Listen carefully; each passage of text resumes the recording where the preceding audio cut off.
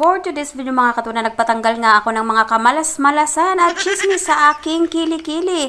As you can see, ang aking kilikili ay medyo kakaibang kulay sa aking balat.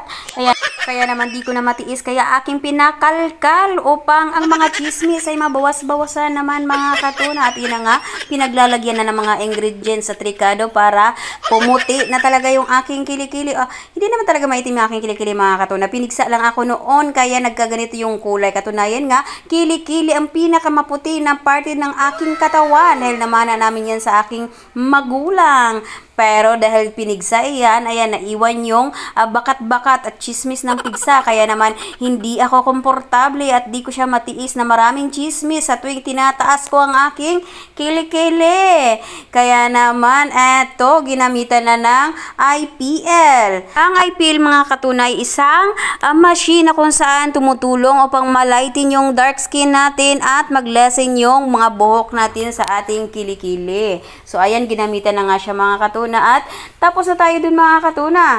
Nandito na tayo sa gilid ng market at talaga namang namangha ako. Di ko alam kung namamangha ba ako dito o naaamis ako dito sa kalsada nila dahil tila ba parang kalsada ng bundok. Nakita nyo yan? Taguig City, kumusta naman dyan? Ganito pala ang itsura ng mga pagkain sa gilid-gilid ng PGC ay mayroong samot-saring makakain mga katuna. At dito nga naaamis ako sa kanilang buchi at gusto kong malaman kung ano ang palaman. At sabi nga ni Manang ay ubi daw. Kaya naman gusto ko siyang itry. Bumili ako ng 1 peraso at sa unang kagat nga mga katuna ay talaga namang ubi na ubi siya. Ubi ang kulay niya pero hindi ang lasa.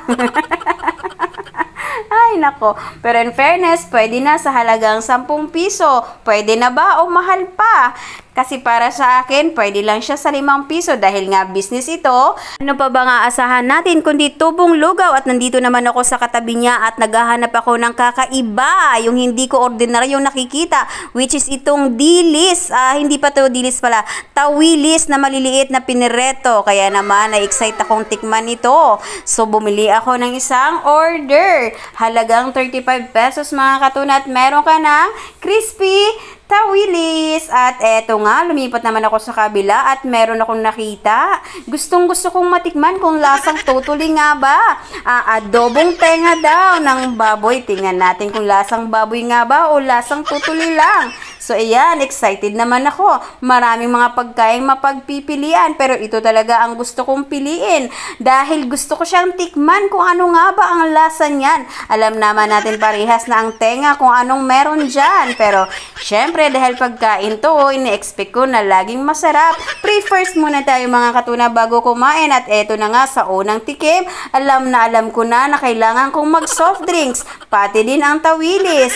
Dahil sa pakiramdam ko, sinasadya nila na medyo paalatin ang kanilang pantimpla para naman mag-only rice sila at pabalik-balik sa kanilang tindahan. Pero kung ako naman ay papipiliin, mas gusto ko na lang mga katuna magluto ng sariling akin para ma-enjoy ko yung aking pagkain. Pero dahil nga nandito tayo sa labas at gutom na ako, eto, napilitan akong kumain. Kahit na alam ko na magkakasakit ako sa kidney pag pinagtutuloy-tuloy ko pa ito, pero lagi kong naiisip mga katuna na maraming mga batang nagugutom sa kalye. Kaya ito, isinasalang-alang-alang ko na lang yung aking kidney at nakikiusap ako na naway labanan niya yung alat ng aking mga kinakain. Pasensya na, sapagkat ako'y nagsasabi lamang, kaya naman sa sobrang alat at hindi ko na matiis, ako'y napa-order ng 1 lemon.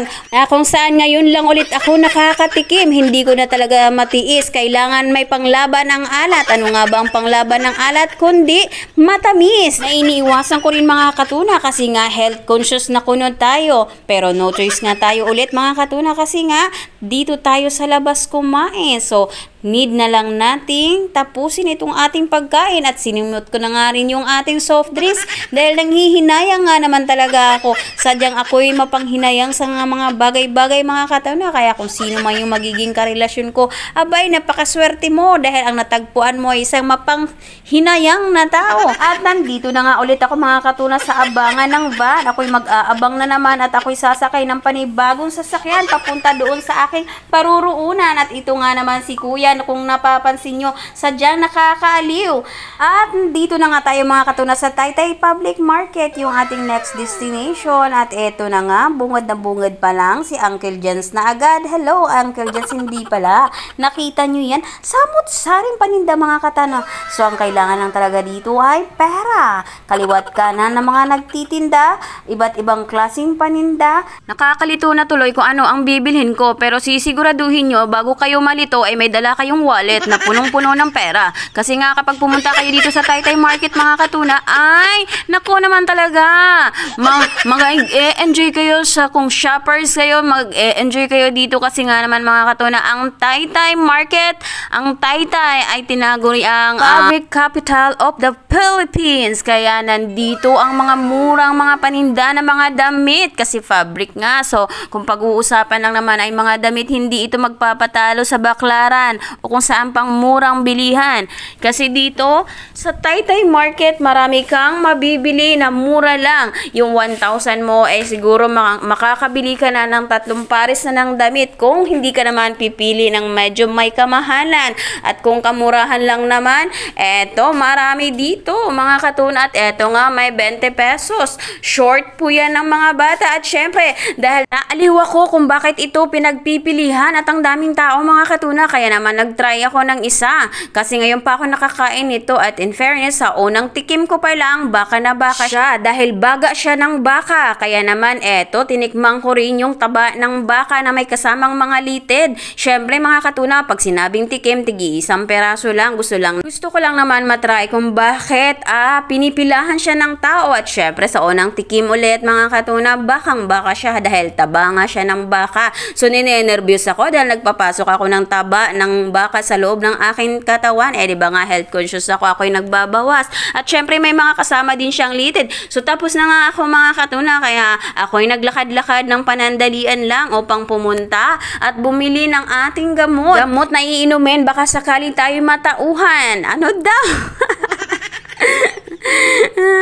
Gamot para tayo gumaling. At hanggang dito na lang yung video natin mga katuna. Thank you for watching. Love, love, love. God bless us all.